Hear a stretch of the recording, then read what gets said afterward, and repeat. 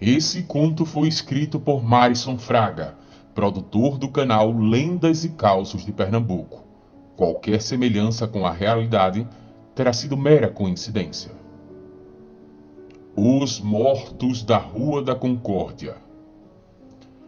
A Rua da Concórdia, no coração de Recife, sempre teve um ar peculiar, uma espécie de sombra antiga e pesada que pairava sobre as suas fachadas desgastadas.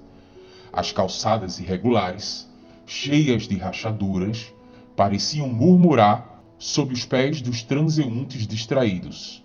Quem passava por ali à noite geralmente evitava olhar para os prédios centenários que se erguiam como sentinelas silenciosas, observando, julgando.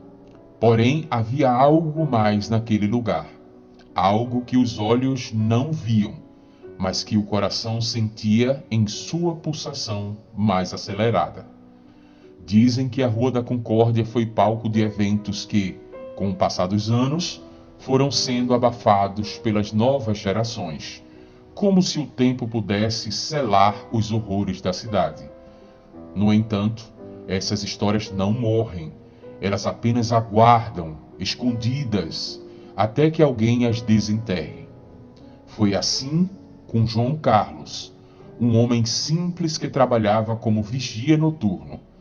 Ele era acostumado à solidão e ao silêncio das ruas após a meia-noite, e poucas coisas o assustavam. Mas a Rua da Concórdia, aquela rua tinha algo que lhe arrepiava a espinha. Numa noite em que a lua cheia estava encoberta por nuvens escuras e pesadas, João Carlos foi encarregado de vigiar um dos antigos armazéns que ficava nos fundos da rua. O prédio, de tijolos escuros e janelas quebradas, estava abandonado há décadas. Ele não sabia o motivo de sua vigilância, mas como em todo trabalho, ele aceitou sem perguntas. As horas avançavam lentas. As badaladas da igreja próxima marcaram a meia-noite, e um vento úmido começou a soprar pela rua estreita, assobiando entre os becos e as portas fechadas. João sentia um calafrio que não vinha do vento. Vinha de algo mais profundo, algo primitivo.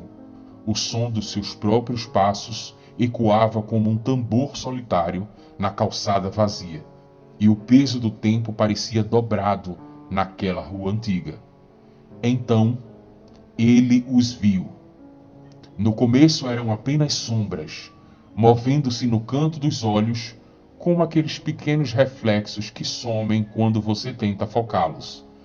João pensou ser o cansaço, mas quando olhou novamente para o fim da rua, percebeu as figuras. Uma procissão silenciosa de formas indistintas avançava pela Rua da Concórdia. Homens e mulheres, todos pálidos, com roupas que pareciam tiradas de um museu, andavam lado a lado, suas cabeças baixas e olhos vazios e fundos.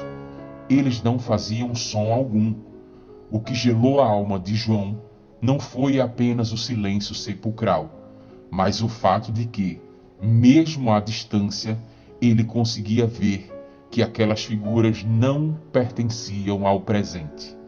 Essas pessoas não estavam vivas. João tentou se convencer de que era ilusão. Talvez alguém estivesse fazendo um teatro noturno ou uma filmagem, mas as roupas eram muito antigas, as expressões muito dolorosas. Ele se encolheu atrás de uma parede, escondendo-se na sombra, sem ousar mover um músculo. O coração batia forte, pulsando nos ouvidos.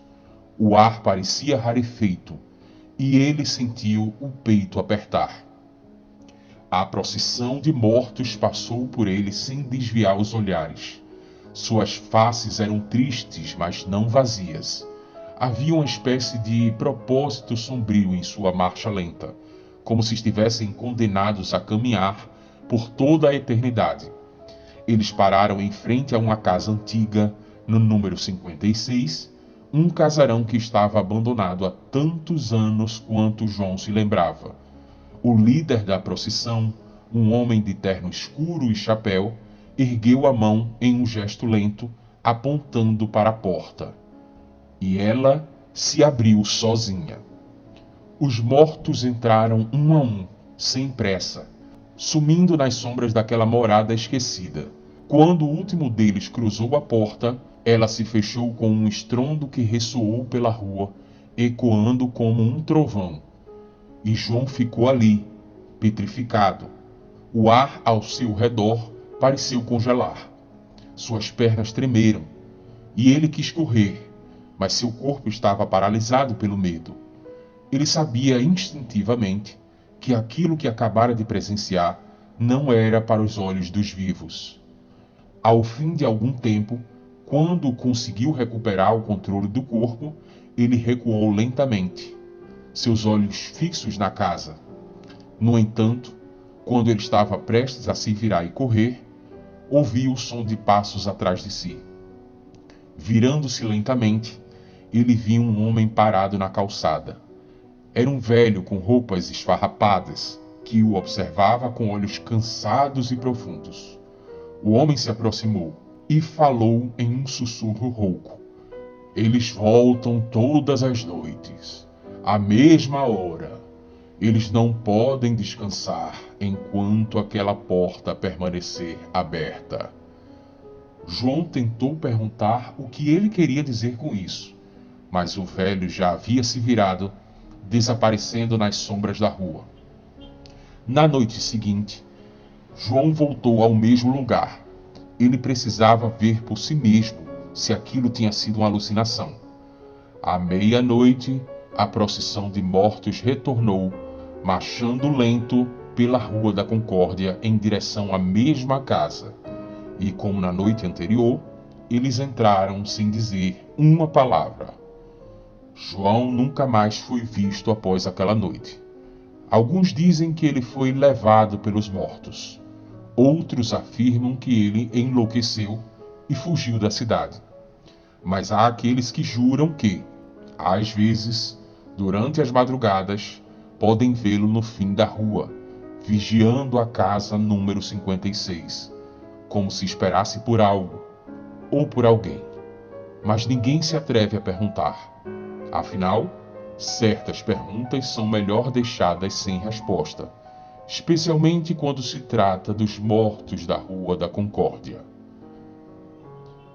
Esse conto foi escrito por Marison Fraga, produtor do canal Lendas e Causos de Pernambuco. Qualquer semelhança com a realidade terá sido mera coincidência.